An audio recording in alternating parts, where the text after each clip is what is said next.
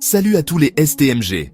On se retrouve aujourd'hui pour un nouveau chapitre passionnant, le respect de la concurrence. Dans une économie de marché comme la nôtre, les entreprises sont libres de se faire concurrence.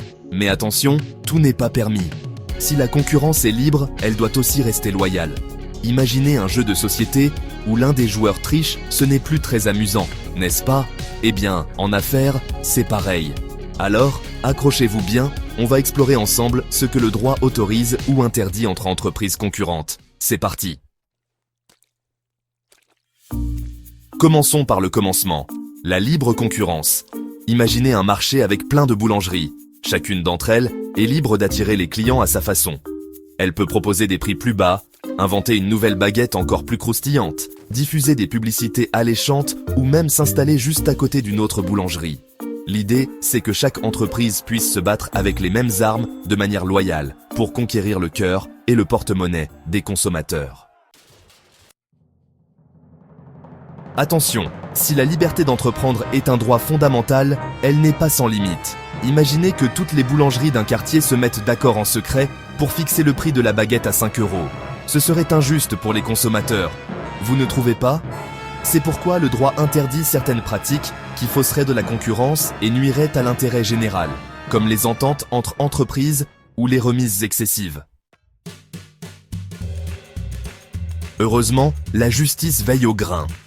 Si une entreprise est victime de concurrence déloyale, elle peut porter plainte.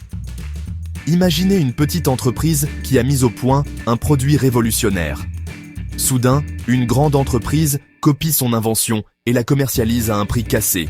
Injuste, non? Pour obtenir réparation, l'entreprise victime doit prouver 3 choses. Qu'il y a eu une faute, qu'elle a subi un préjudice et qu'il existe un lien entre les deux.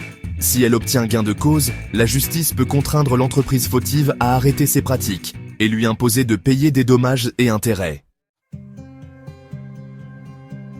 Vous l'aurez compris, la concurrence est un peu comme le piment dans un plat. C'est bon pour le dynamisme et l'innovation, mais à condition de ne pas en abuser.